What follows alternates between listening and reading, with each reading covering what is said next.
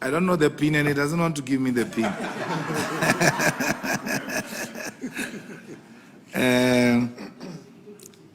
Bruno Mtolo. Lamola is Bruno Mtolo. What he does with his life, we're less interested, Shem. He has got no, whether he becomes a deputy president of the ANC and ultimately government, is Bruno Mtolo.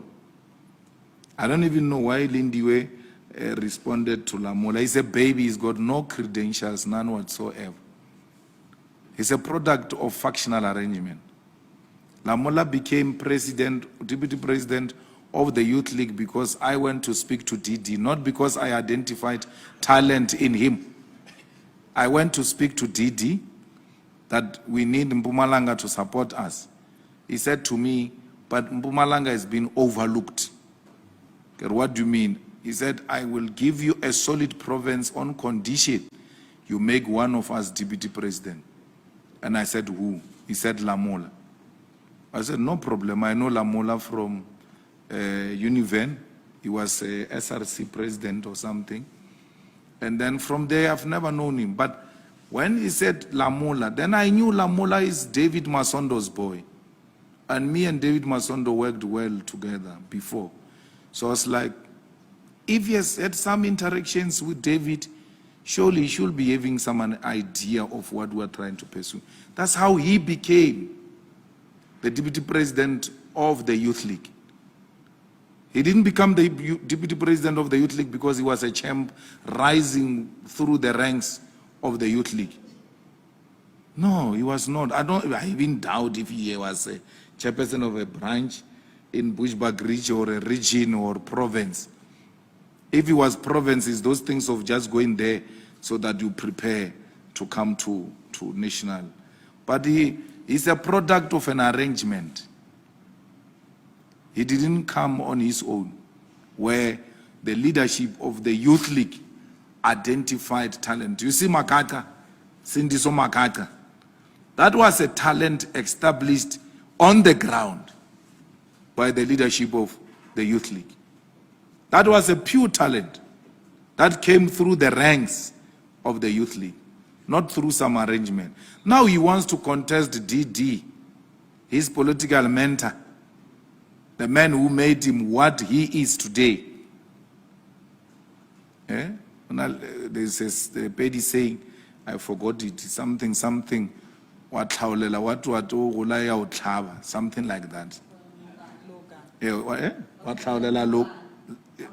I marga spirit wa tlhaolela lokana la rogola la o tlhaba ke ntwe Bruno Mtolo o tlhaba DD. So but who is he? I mean, we should be worried if he was going to be a threat or anything. He won't be a threat. He is a young man who suffers from uncontrollable ambition for power. Why would he want to be deputy president ahead of his generation? There's a generation that came before him in the Youth League.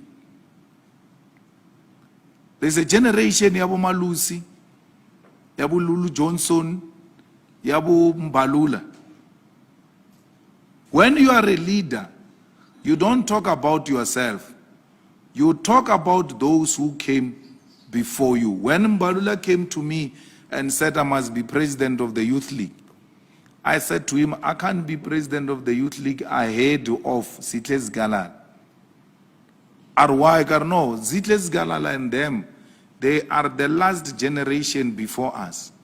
So you are guaranteed, once we put Zitles Galala, the president of the Youth League, this generation is going to leave.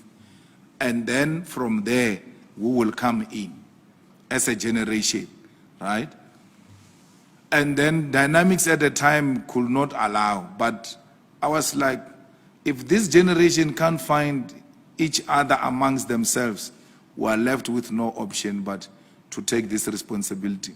And I was making a miscalculation because it was actually our generation that dominated the Youth League at that time.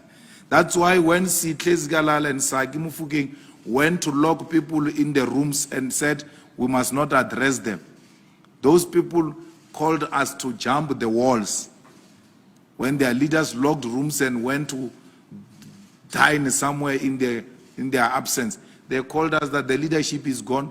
Please make a plan to jump the wall and address us inside here, and then you can jump back. By the time they come back, you would have finished.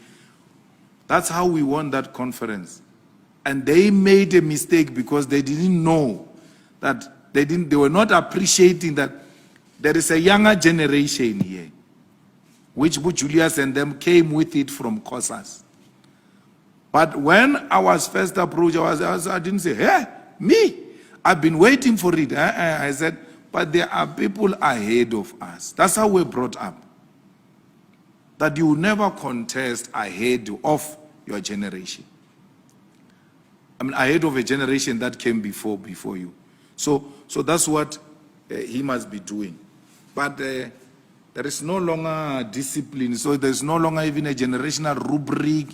There is no longer center. There is no longer leadership.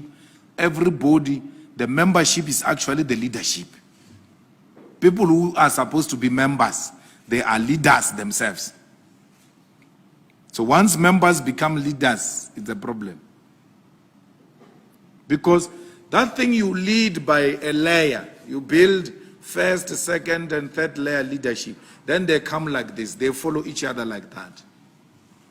Amar, you can't tell people who are driven by affection and undesirable for power that there are people ahead of you. Or it's my time to eat.